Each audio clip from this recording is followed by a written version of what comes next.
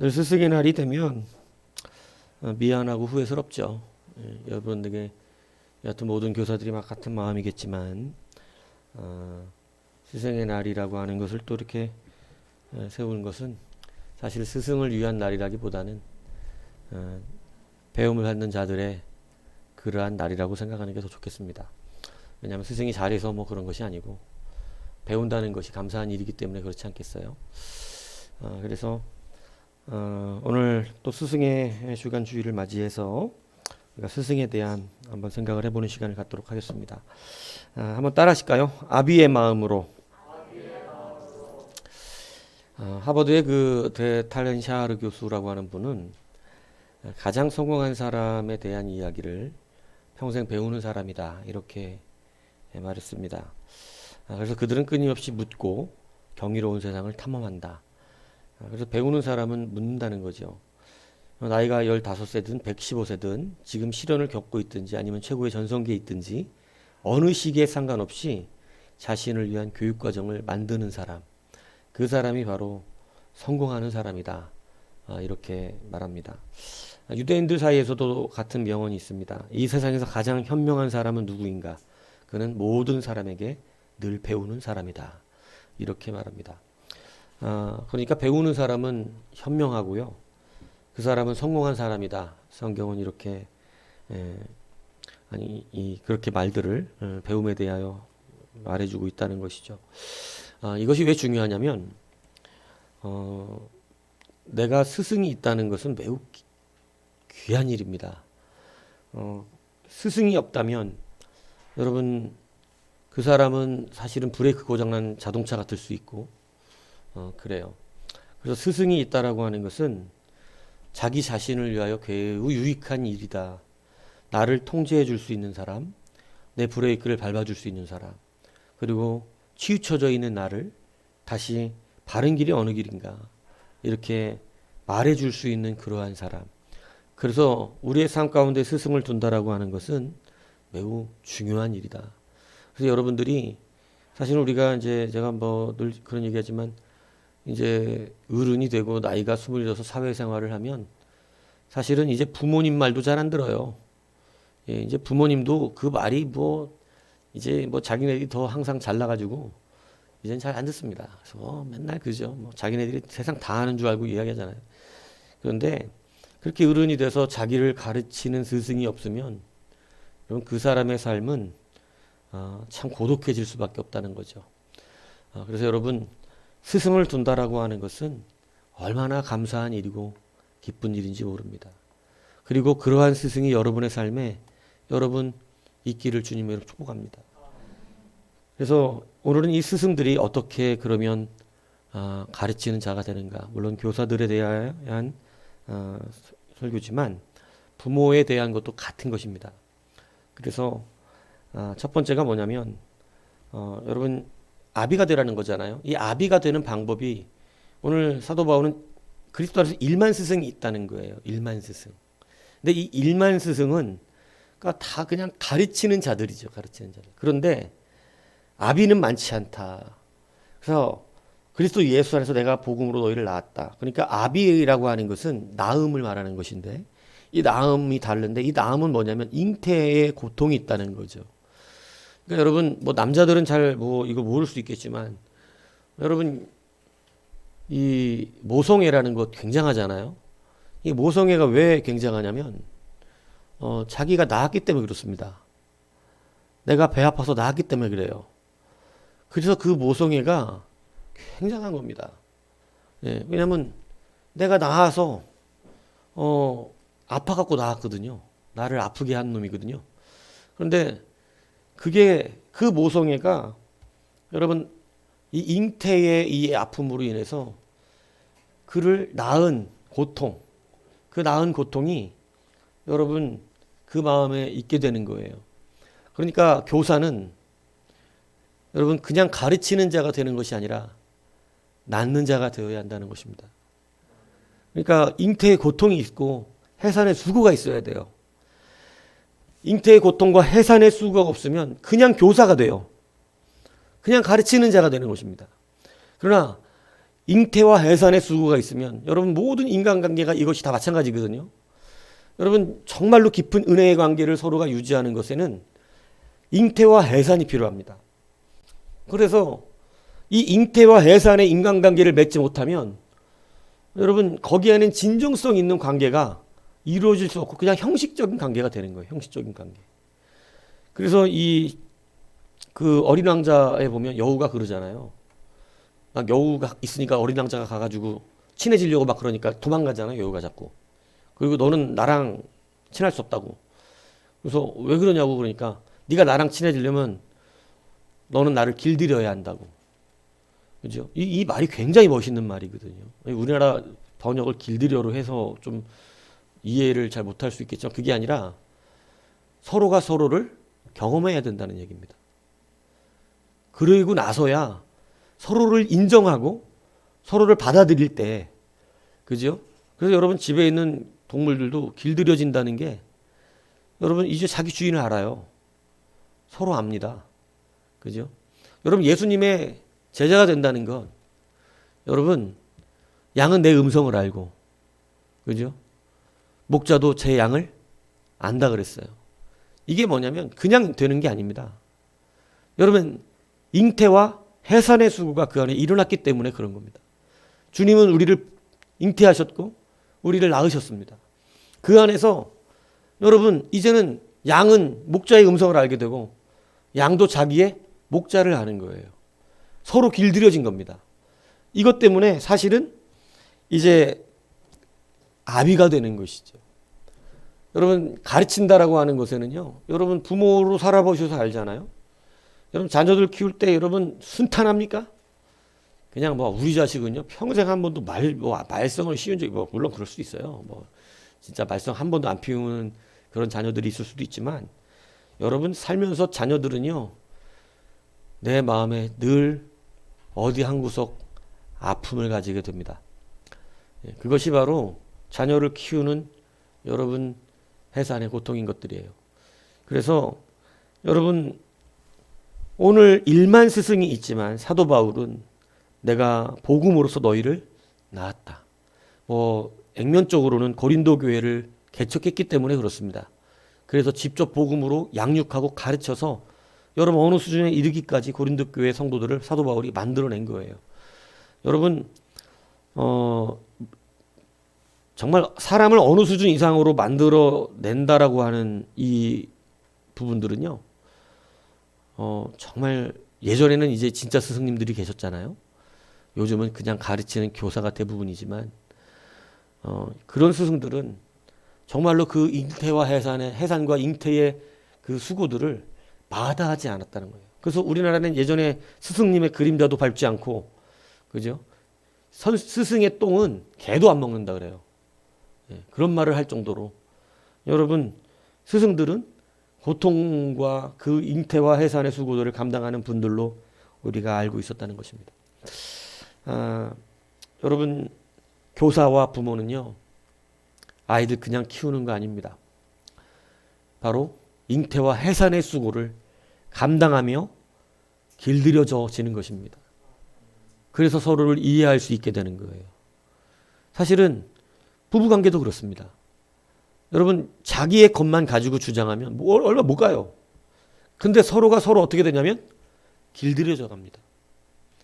그의 삶과 패턴과 그것을 서로 길들여져요. 그래서 이제 하나가 어우러지는 거예요. 그래서 감당할 수 있게 되어지는 것이죠. 근데 그 안에는 생각보다 많은 해산과 잉태의 고통이 있다는 거예요. 잉태와 해산의 고통이. 하나하나 어떻게 해야 합니까? 길들여져 가는 그 과정이 있다라고 하는 것이죠. 근데 이것이 쉽지 않은 과정이기 때문에 우리는 이것을 포기하고 싶은 거예요. 왜냐하면 여러분 정말 자녀들 혼내볼 때 알잖아요.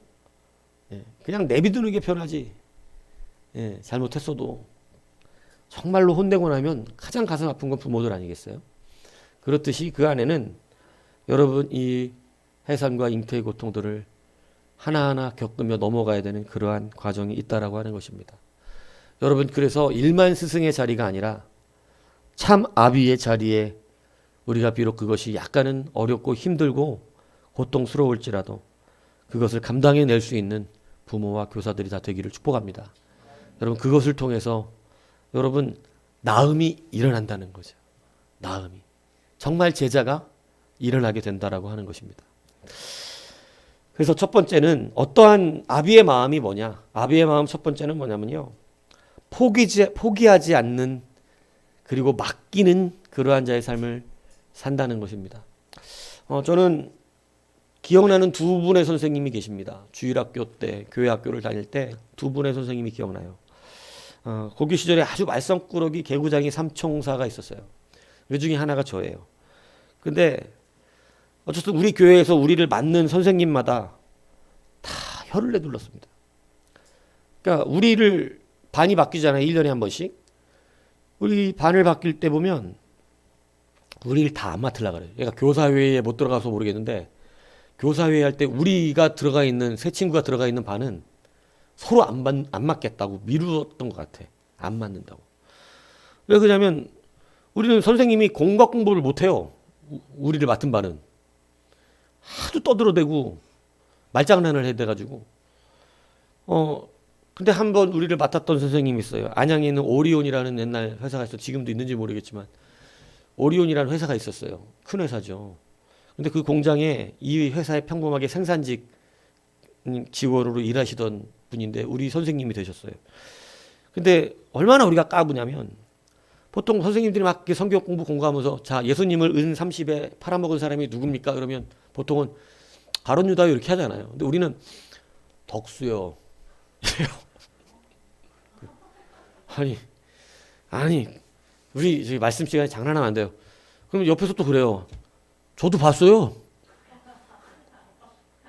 근데 쟤는 은 30이 아니라 콜라병 2개로 팔아먹던데요.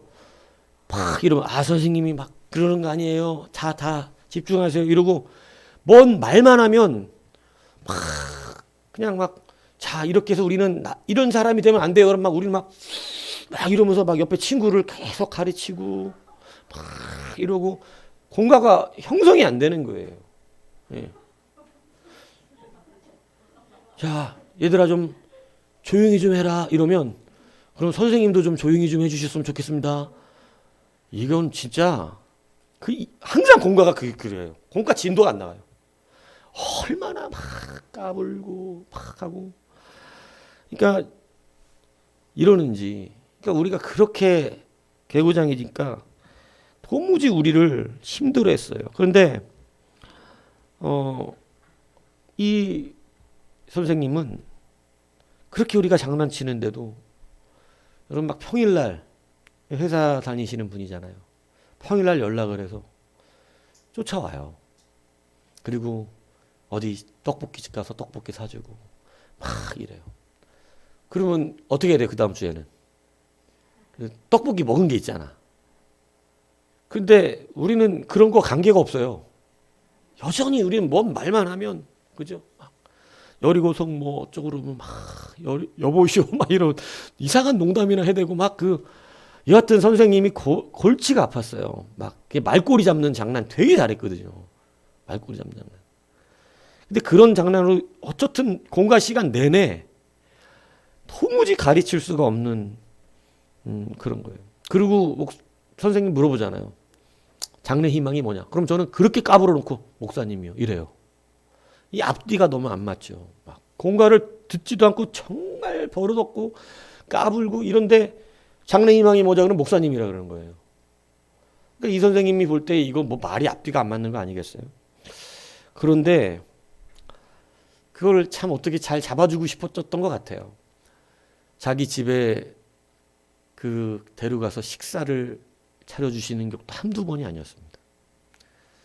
근데 뭐 워낙에 우리는 그냥 개구쟁이들이어서 그게 통하질 않았어요. 그런데 공과가 끝나고 이제 공과 마침 기도하잖아요. 막 선생님이 이제 기도하고 마치려고 기도하는데 갑자기 기도하는데 친구가 옆구리 툭 쳐요. 눈을 이렇게 딱 떴더니 왜? 그랬더니 선생님 보라고. 선생님을 봤더니 눈물이 딱 주렁주렁 흘러내리면서 기도를 하시는 거예요. 하나님, 우리 상부 목사님 되신다고 하는데 주의 종 될 수 있도록 하나님 도와주시고. 근데 막 눈물이 흘러요. 그러니까 이제 좀 아무리 그 개구장이라도 눈물을 좀 보면 사람이 좀 숙연해지잖아요. 좀 마음이 좀 안 좋더라고요.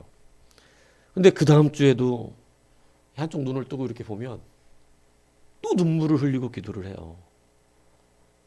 우리 덕수, 우리 재웅이 하나님, 정말 하나님께서 그들의 꿈을 이루어 주시고 훌륭한 사람 되게 해달라고. 그러니까 여러분, 그 기도가 사실 울면서 기도하시는지 잘 몰랐어요. 기도 시간엔. 왜냐하면 끝나기 전에 이거를 또 막 닦어. 막 이렇게 끝나기 전에 막 자기 막 눈물 흘린 거 안 보이려고 막 닦고 그 손수건을 막 닦고 아무렇지 없었던 것을 기도를 마치시는데, 여러분, 저는 그러니까 그 눈물 앞에는 좀 숙연해지더라고요. 그래서 조금 강도를 낮췄어요.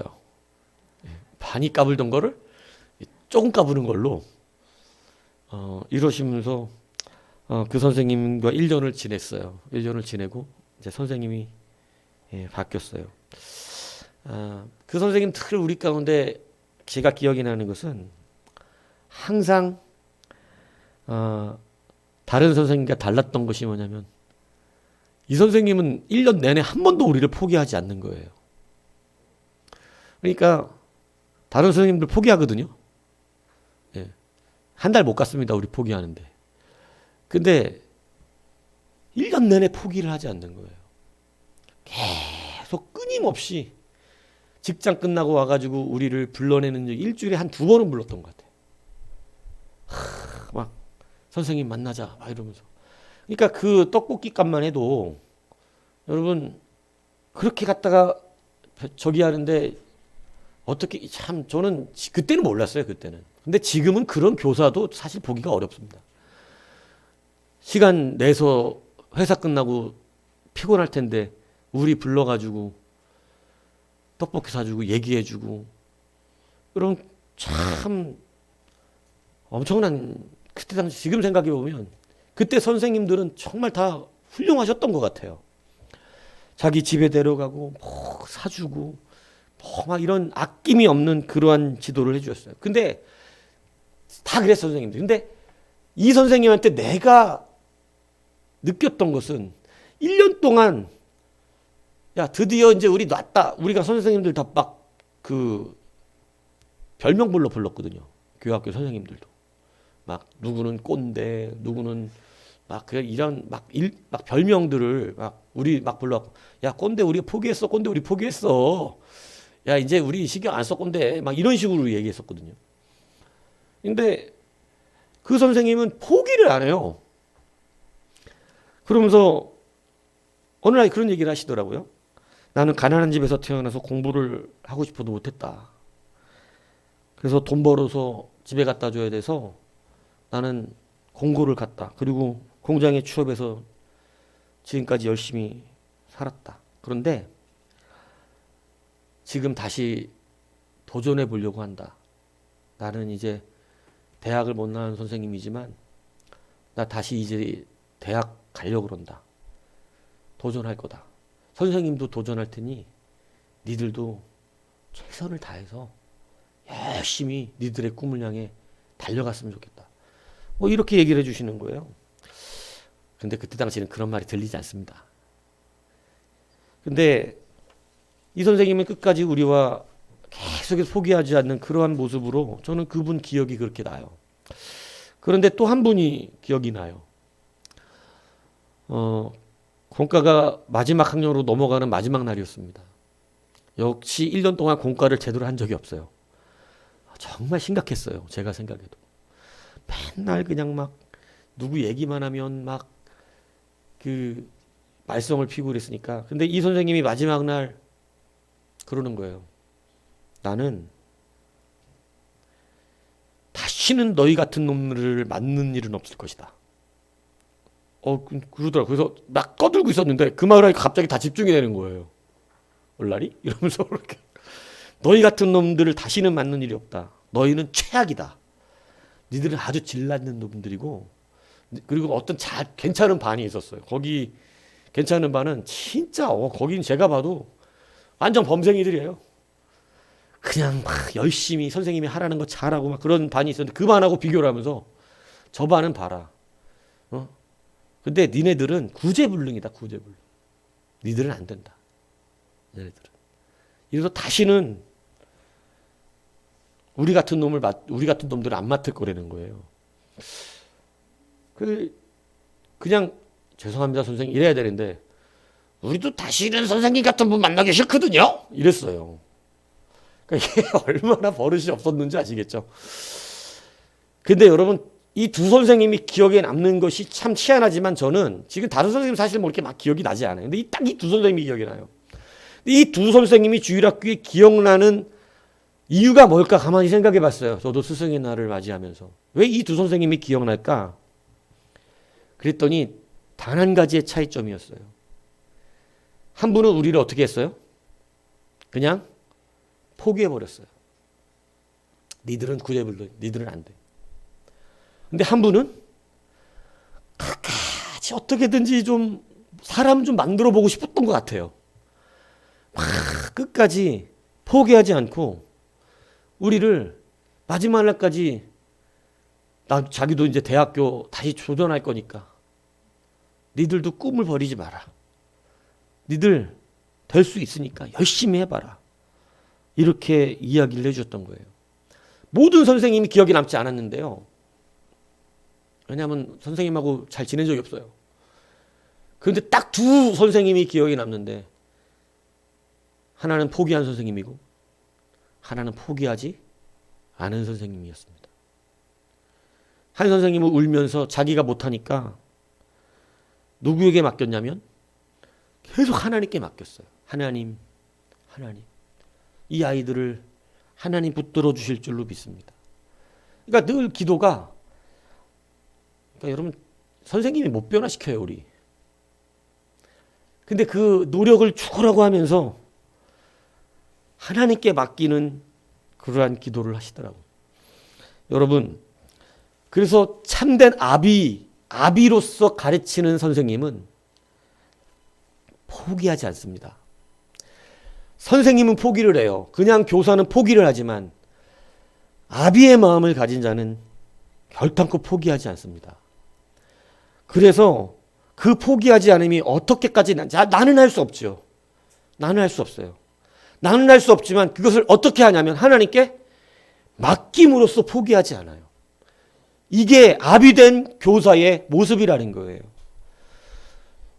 아비는 자기가 낳았기 때문에 여러분 그 해산의 고통을 실제로 감당해 줍니다. 우리처럼 싸가지 없는 학생들을 만나면 우리 교회 선생님들은 과연 감당할 수 있을까 싶어요. 아마 쌍욕할 겁니다. 속으로. 저런 새끼들 진짜 저거 아우 막 이러면서. 왜냐하면 저부터도 용납을 안 해요. 네. 저는 막 그냥 혼내버리니까. 근데 그 선생님은 끝까지 포기하지며 하나님께 맡기는 여러분 정말 지금 생각하면 정말 힘들었겠다 생각이 들더라고요. 정말 힘들었겠다. 정말 화를 한번 낼 법도 했다. 네. 그런데 그것을 감당하신 그러한 선생님들이었어요. 여러분 교사는 그래서 포기하는 자가 되면 안 됩니다.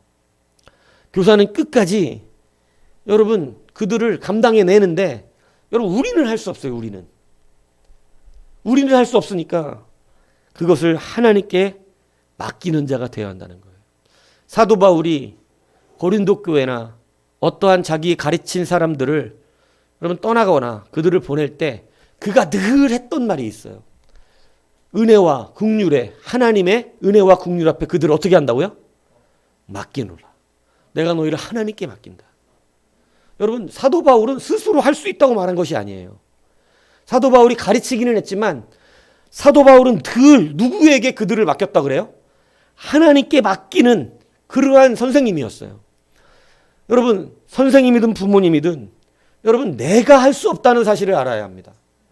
그래서 이것을 어떻게 우리가 해야 되냐면 맡기는 자들이 돼야 한다는 거예요.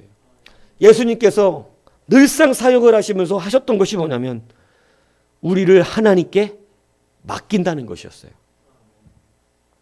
여러분, 참된 교사는 맡기는 자들로 쓰는 것입니다.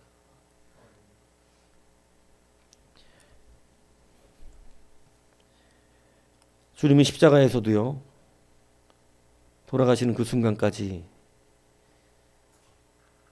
자기를 못 받고 자기를 조롱하고 자기 옷을 나누어 제비를 뽑는 그러한 사람들을 보면서 주님께서는 하나님께 이렇게 기도하셨습니다.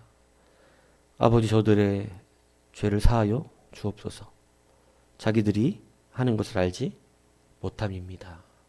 그러니까 여러분, 이게 바로 잉태와 해산의 고통이에요. 여러분, 아비는 어떠한 나에게 고통을 가하는 그러한 자들이었을지라도 여러분, 그들을 끝까지 품고 포기하지 않는다는 것입니다. 그리고 그들을 하나님 손에 맡겨드리는 거예요. 심지어는 자기 자신조차도 하나님께 맡기는 것입니다. 그래서 주님께서는 마지막에 십자가에서 아버지, 내 영혼을 아버지 손에 맡깁니다. 이렇게 말씀하시고 운명하셨던 거죠. 오늘 우리가 다시 한번 부모로서 여러분, 낳는 자가 된다는 것은 끝까지 여러분 책임지고 포기하지 않으며 그들을 여러분 하나님께 맡기는 자로 사는 거예요. 그것을 우리는 기도라고 표현합니다. 그래서 여러분, 교사는 맡기는 기도를 쉬지 않는 것입니다. 교사는 늘 눈물을 흘리며 여러분 그 맡기는 기도를 하는 거예요. 그 선생님 소식을 나중에 청년이 됐을 들었어요. 야간에 대학을 나오셨고요. 여러분, 생산직 라인으로 들어간 사람 중에 최초로 오리온 회사에서 그 사람을 여러분 간부직으로 선출을 했답니다. 보통은 그냥 공장장이 최고예요. 이 생산직 라인으로 들어가면 공장장으로 이렇게 되는 것이 그 최고로 올라가는 그 단계거든요. 그런데 그 오리온에서 정말 희한한 일이 벌어졌어요. 생산직 고등학교 졸업하고 생산직으로 들어왔던 직원이었어요. 그런데 야간에 대학 나왔다고 거기서 뭐 간부직으로 선출해 줄 리가 있어요? 그런데 여러분, 야간 대학을 나오고 그냥 그렇게 이 선생님이 진짜로 나온 거예요. 그 연락을 받았어요. 그런데 제가 나중에 들 상무과 전문가까지 그 회사에서 올라가셨었어요. 그거 보고 그때는 놀라지 않았어요. 그냥 뭐 열심히 했나 보다 이랬어요. 대단한 것도 아니었어요, 우리한테는. 그런데 나중에 성인이 되고 생각하니까 이건 하나님의 역사가 아니면 될 수가 없는 일인 거예요. 아니, 그냥 무슨 대학 나와서 공장장 시켜줬대 이렇게 얘기하면 이해하잖아요. 근데 이건 그게 아니라 여러분, 간부직에 선출이 돼서 여러분 상무과 전문가까지 올라가서 여러분 20대에 고등학교 졸업한 사람이 여러분 그 대기업에 생산직으로 들어갔다가 여러분 상무까지 자리가 올라갔다면 내가 상무라고 들은 것 같아요. 그래서 저한테 상무야, 나 상무 됐어 이러셨던 것 같아, 그때 막. 그래갖고 이제는 우리를 놀리네 내가 이랬는데 아마 상무까지 되셨다는 얘기를 들은 것 같아요. 그러면서 막 기뻐하시면서 그러셨던 것 같은데, 저는 이제 목사가 되고 나니까 이 일이 맡기는 자의 복이라는 것을 알았어요. 포기하지 않는 자의 복이라는 걸 알았어요. 여러분, 하나님이 우리를 들어 사용하시고 우리의 길을 인도하시는 것은요, 그 사람이 맡은 자들을 포기하느냐 포기하지 않느냐에 의해서 그의 꿈도 포기되느냐 포기되지 않느냐가 달려있다는 거예요. 교사들은요, 자기의 맡은 자녀들을요 정말로 낳아야 합니다. 여러분, 그냥 지식을 전달하는 전달자가 되면 일만 스승에 기억나지 않는 선생님이에요. 그냥 저 정말 선생님 많았잖아요. 초등학교 가기 전 어린 시절부터 등에 업혀 교회를 다녔던 사람입니다. 저는 유치부 때부터도 선생님이 있었어요. 5살 때부터도 선생님이 있었던 사람이에요. 정말 많은 선생님들이 있었어요. 근데 다 기억 안 나요. 그런데 하나님께 맡겼던 선생님, 울면서 하나님, 이 아이들의 미래를 하나님께 맡깁니다. 하나님께서 이 아이를 붙들어. 여러분 그 말썽꾸러기 이덕수 장재용도요. 지금 잘 나가요. 하나는 은행 직원이고요. 하나는 공무원입니다. 그래서 우리 아이들 사회봉사할 때 내가 그 친구 통해서 사회봉사 시키잖아요. 예. 나름대로 잘 살아요, 다들. 그 꿈들이 여러분 그렇게 성취되고 이루어지는 은혜가 있었어요. 하나님께 맡김이 여러분 그러한 은혜들을 누렸어요. 지금도 가끔 만나면 우리가 말하는 선생님은 딱 두 사람이에요. 너 기억나냐? 옛날에 그 누구 선생님? 그 꼰대 선생님? 우리 보고 그랬잖아. 어? 다시는 니들 같은 놈 안 만나라고. 그 니들도 우리도 그랬잖아. 다시는 선생님 같은 분들은 우리도 안 만나고 싶다고. 여러분 이거 말도 아니잖아요. 여러분한테 그래 보세요. 나는 선생님 같은 사람하고 만나고 싶지 않아요. 나는 이런 쌍놈 새끼야 막 이럴 거예요. 그죠? 네, 진짜 싸가지 없다고. 근데도 여러분 그 한 선생님은요 끝까지 우리를 포기하지 않고 눈물로 맡기는 분이었어요. 우리가 조금 숙연해졌었어요. 기도하는 그 순간만큼은 까불지 않게 되더라고요. 우리를 위해서 운다는 그 자체가 너무나 좀 충격적이었습니다. 우리를 좋아할 리가 없는데 괜히 우리는 안티를 만들고 다녔던 것 같아요. 그래서 교회에서 뭐가 좀 문제가 생기면 항상 우리들을 지목해요. 참 안타까웠습니다. 저도. 그래서 나머지 친구들은 교회를 떠나게 되는 계기도 됐는데 여러분 그때 스승은 제자를 믿어줘야 합니다. 다른 사람들은 안 믿어줘도 스승은 믿어주는 거예요. 설령 진짜로 그랬다 할지라도 나는 너를 끝까지 믿는다고 말해주는 것입니다. 왜냐하면 이런 사건이 있었거든요. 교회에서 한 전도사님 그때 당시 그 사례비가 50만 원이었는데 교회 지하 방에서 계셨었어요. 한 여자 전도사님이. 그날이 뭐 그 돈을 받으셨던 날인가 봐요. 근데 책상에 있는 방 안에 놓은 50만 원이 사라졌다는 거예요. 근데 그 돈이 없어진 지목을 우리들이 훔쳐갔다고 그러는 거예요. 저는 정말 얼마나 충격적이었는지 모릅니다. 그 친구들끼리 서로 이간질을 시키는 거예요. 야, 너랑 같이 했다던데 그 친구가? 정말 황당하게 이건 교회가 할 짓이 아닙니다. 교회의 끝장판을 보여주는 거예요. 서로 그런 적이 없는데 가짜로 자필서까지 써가지고 친구가 이렇게 자필을 썼다 그러면서 너랑 같이 했다고 다 그런다. 그래서 내가 그놈들하고 내가 대면하겠습니다. 내가. 근데 또 그 친구들도 똑같이 그런 거예요. 상무가 너랑 했다 그런다. 빨리 고백해라. 우린질 그냥 우리라고 정해놓고 아예 그렇게 했던 거예요.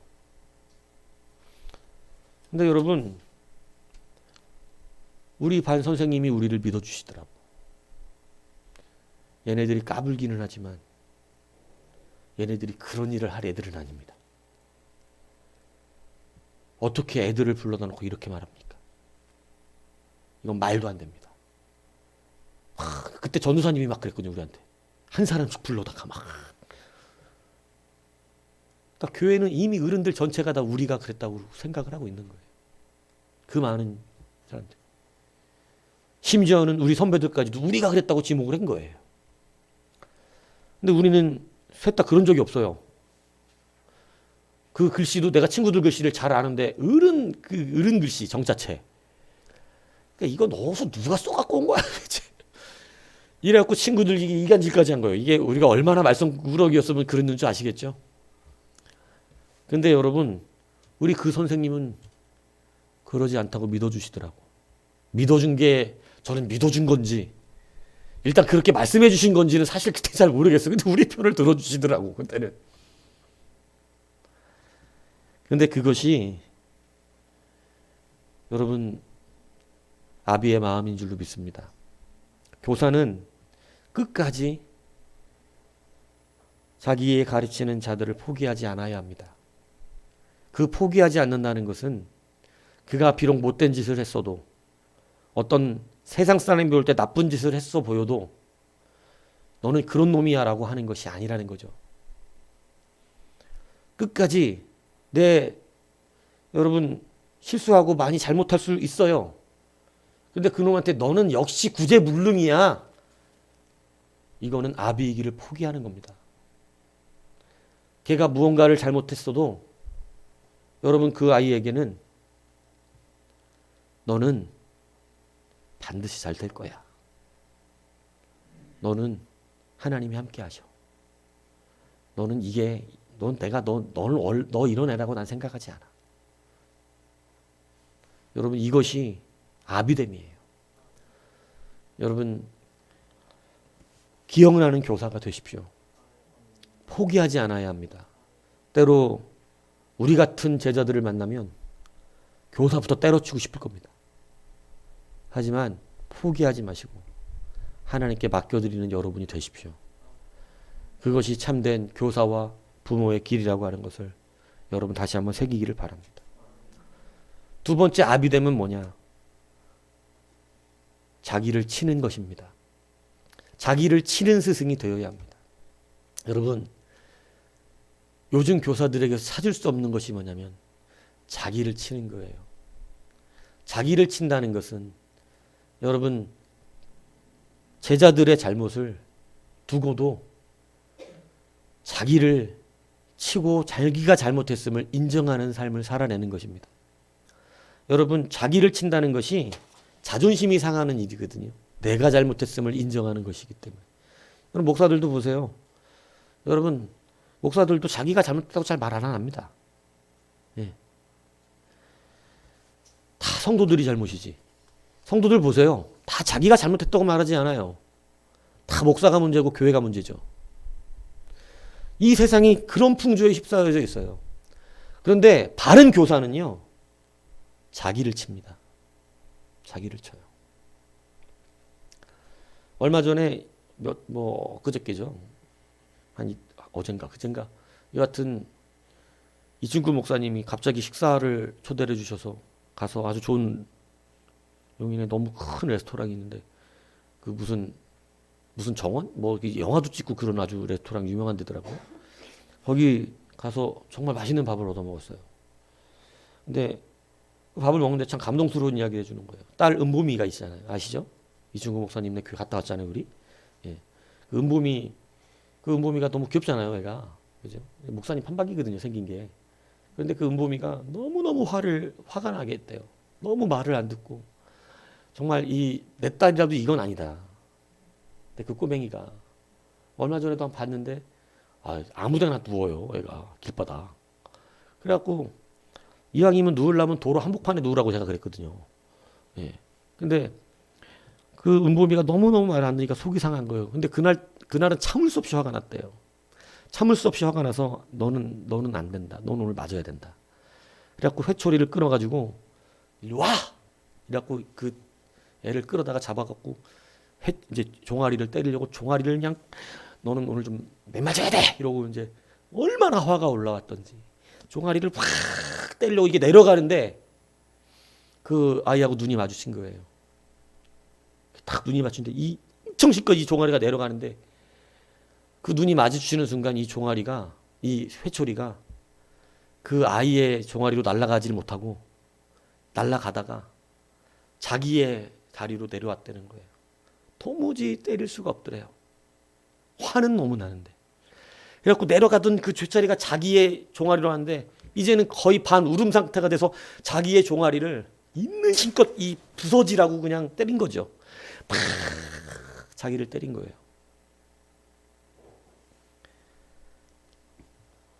그 은보미가 그러면은 울어야 되잖아요. 아빠 잘못해서 미안해. 근데 그걸 보더니 웃더래요. 참 철없죠. 근데 자기를 때리면서도 그래 네가 지금은 모르는데 이게 뭔지 언젠가는 알게 될 것이다. 그러고 나서 자기를 때리고 너 대신 아빠가 맞은 거야. 너 대신 아빠가 맞았어. 이러고 그냥 들어왔대요. 저 그 말을 듣는 순간 예수님이 생각났어요. 선악과를 먹고 하나님 배신하고 오히려 마귀와 하나가 되고 그 악의 교만함과 악과 죄악과 폐역과 음란함과 아주 하나님을 대적하는 일에 우리는 수시로 전심이죠. 그런데 하나님께서 그러셨습니다. 내가 너희를 다 쓸어버리겠다. 하나님의 심판이 선포됐습니다.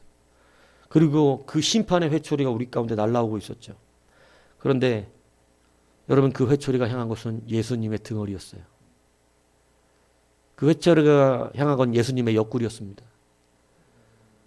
그 옆구리에 창이 들어가고 그 머리에 가시관이 쓰여지고 예수님의 하나님의 채찍은 온통 예수님의 몸으로 날라들었어요.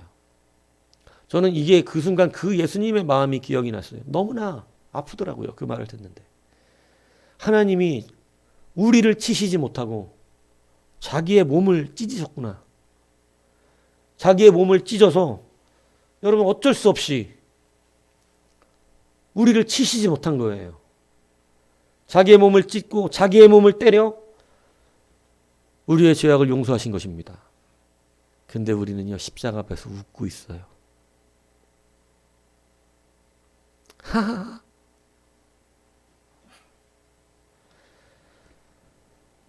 여러분, 아직은 철이 없어서 그렇죠.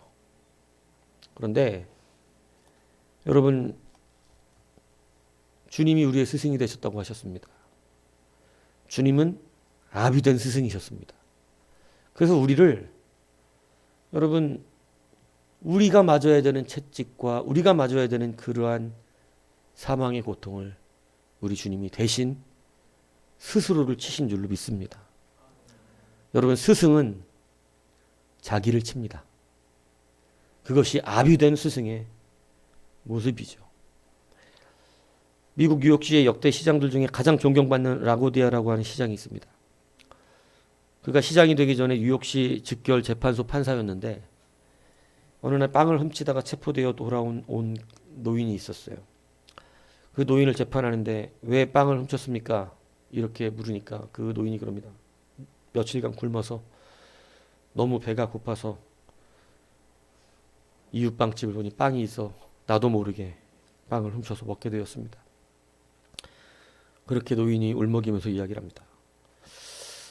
그러니까 판사가 판결합니다. 당신의 죄는 10불의 벌금형에 해당됩니다. 그러므로 벌금을 10불을 내십시오. 이렇게 이야기했어요. 그리고 나서 그 다음에 이야기한 것이 이겁니다. 그런데 그 10불은 일단 내가 내겠습니다. 그리고 자기의 지갑에서 10불을 꺼냈어요. 그러면서 이렇게 이야기합니다. 이처럼 배고픈 사람이 유혹의 거리를 헤매고 있는데도 알지 못했던 죄. 자기는 배부르게 상해서 음식을 먹으면서 배가 고파 빵을 훔쳐야 할 수밖에 없는 사람이 있다라고 하는 것을 생각하지도 못한 죄. 배고픈 사람들을 돌아보지 못한, 그래서 판사로서 빵을 훔쳐야 먹을 수 있었던 사람이 생겨나게 한 그 죄. 저는 그 죄가 있습니다. 그래서 오늘 그 벌금을 제가 냅니다. 그리고 자기가 쓰고 있던 모자를 해서 거기 방청석에 있던 사람들에게 이렇게 얘기합니다. 오늘 나와 똑같이 이 죄책감을 느끼고 있는 사람들은 이곳에다가 벌금을 넣으십시오. 당신들도 똑같은 죄를 지었습니다. 그 모자를 넣었어요. 그 안에 돈이 모금되기 시작합니다. 그리고 그 돈을 그 노인에게 줍니다. 그리고 우리가 지은 죄로 인해서 모금했습니다. 이 돈으로 빵을 훔치지 말고 빵을 사서 드십시오. 여러분, 우리가 죄를 다루는 방법이 있습니다. 여러분, 죄는, 특히 교사는 여러분 자기의 잘못을 볼 줄 아는 자가 되어야 합니다. 자기 자신을 칠 줄 모르면 여러분 정죄하는 자가 되어지고 정죄로 끝나는 자가 되어집니다. 여러분, 아무리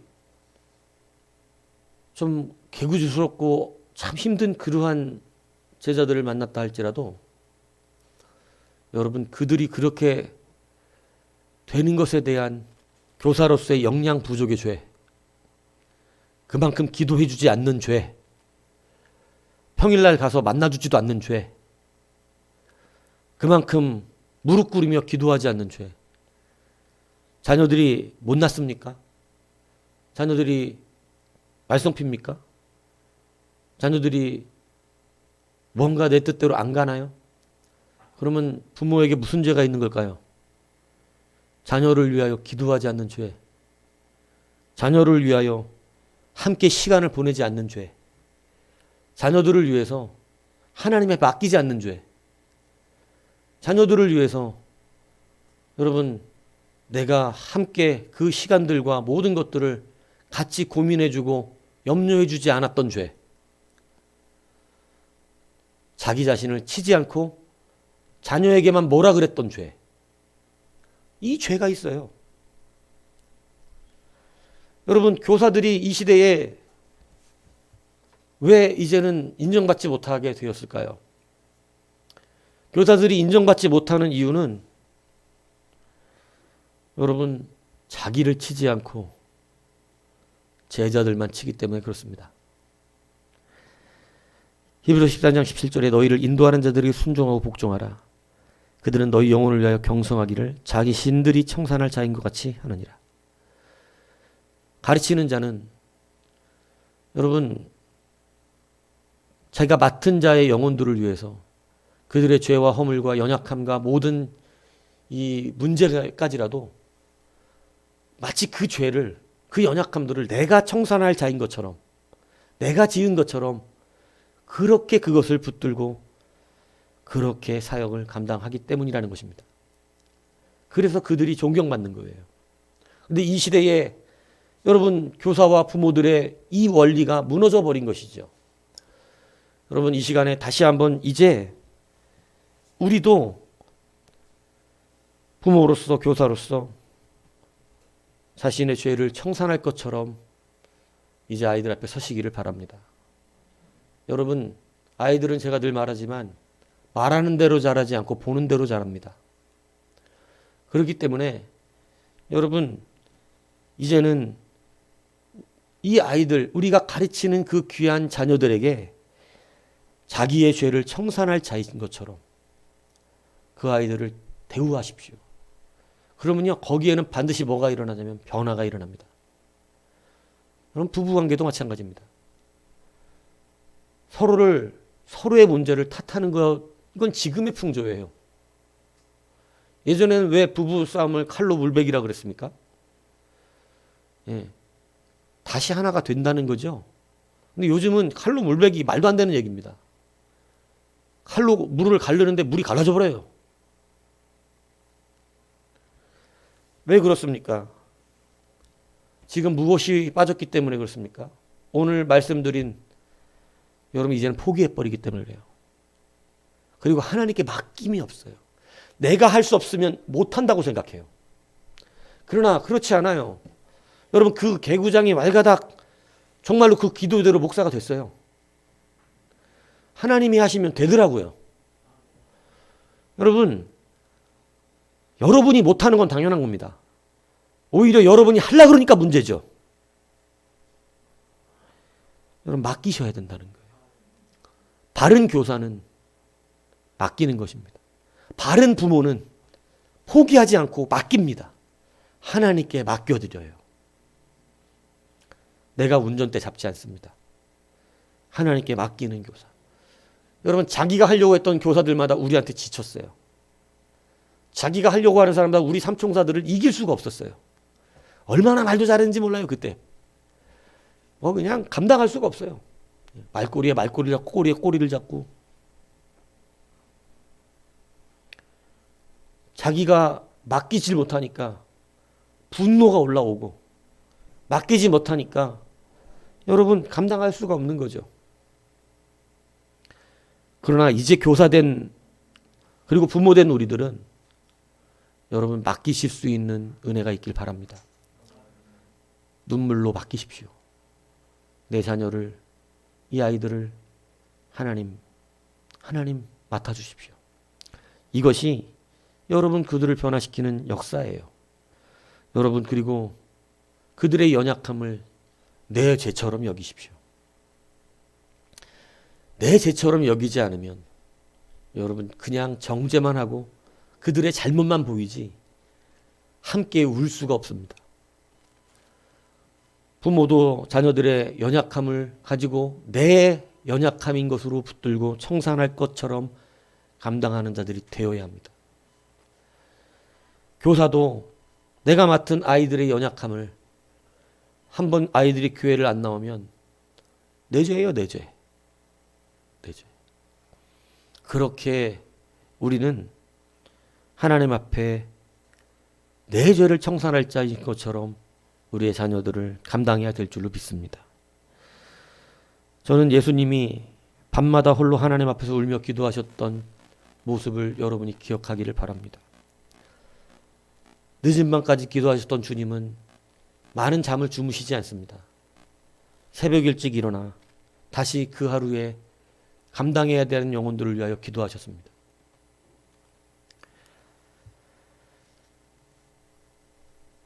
밤마다 홀로 우시고 새벽마다 홀로 우셨던 그 주님이 우리의 죄를 자신이 청산할 죄인 것처럼 여기시고 하나님 앞에 드리셨던 것인 줄로 우리는 알고 있습니다. 다시 이제 우리가 바른 스승의 모습을 여러분 부모로부터 또 가르치는 자리에 있는 자로부터 여러분 회복되기를 바랍니다. 많은 사람이 가르치는 자가 되지 말라고 성경은 우리 가운데 권면합니다. 왜 그러냐면 가르치는 자는 잘못하면 자기 죄를 청산할 처럼 되는 게 아니라 그들의 죄를 그들이 청산해야 된다고 말하는 자가 되기 때문에 그래요. 교사는 절대 아이들 보고 니들의 문제 니들의 문제야 이렇게 말하면 안 돼요. 왜냐하면 내 죄예요, 내 죄. 그것이 그래서 많은 사람이 가르치는 자가 되면 가르치는 자가 되면 잘못하면 정죄만 합니다. 맨날 옳고 그름만 얘기해요. 그리고 자기가 옳다 그래요, 항상. 그래서 그 사람은 가르치는 자가 되면 큰일 나는 것입니다. 가르치는 자는 내 죄처럼 여기는 자인 것입니다. 그래서 주님께서는 자기를 십자가에 치셨고 우리의 죄를 자기가 청산해야 될 죄인 것처럼 하나님 앞에 서신 우리의 참 스승이 되신 줄로 믿습니다. 오늘 우리도 이것을 다시 한번 여러분 심령에 붙드시고 새기십시오. 부모로서 선생으로서 다시 한번 이 귀한 어린 심령들과 자녀들을 대하는 이 마음을 바꾸시기를 바랍니다. 그래서 여러분 이제 거기에서 변화가 일어나는 거예요. 거기에서 진정으로 서로 하나 되는 역사가 나타나게 되어지는 것입니다. 오늘 아비와 같은 스승이 되십시오. 그냥 가르치는 스승이 되지 마십시오. 일만 스승에 멈춰서 여러분 자녀들이 기억도 못하는 그러한 여러분 스승이 되지 마시고 여러분 기억나는 스승이 되십시오. 여러분 기도도 하지 않아서 제가 우리 권호 목사님 오셔서 설교했을 때 가장 찔렀던 게 뭐냐면 가르쳐 놓고 가르친 대로 살기 위하여 기도하는 게 부족했다는 거예요. 기도하는 게. 그게 제일 제 마음이 아팠어요. 말씀은 가르쳐 놓고 말씀대로 살기 위하여 기도하는 것이 너무 부족했다. 그냥 형식적인 기도만 있었구나. 그냥 뭐 기도야 날마다 하죠. 그런데 이게 너무 형식적이었구나. 청산할 자처럼 기도하지 않았구나. 제가 그게 그 말씀 속에서 가장 저는 가슴이 아프더라고요. 오늘 아비와 같은 스승 다시 한번 부모적인 이 모습 회복하시고 이제 가정으로부터 그리고 모든 우리의 삶의 관계 그리고 가르치는 자녀들 가르치는 또 그러한 우리 제자들 그 안에서 주님이 허락하시는 이 회복의 역사가 있기를 바랍니다. 포기하지 않으면 여러분도 반드시 그것을 이루게 됩니다. 여러분 내 죄를 청산할 자의 것처럼 하면 여러분에게도 평강이 오는 것입니다. 여러분이 그 능력을 감당하게 됩니다. 이것이 아비된 자의 스승입니다. 그래서 이러한 스승이 되고 이러한 부모가 되어서 모든 것을 회복시켜내는 이 시대에 살아있는 부모와 스승들이 되기를 주님의 이름으로 축복합니다.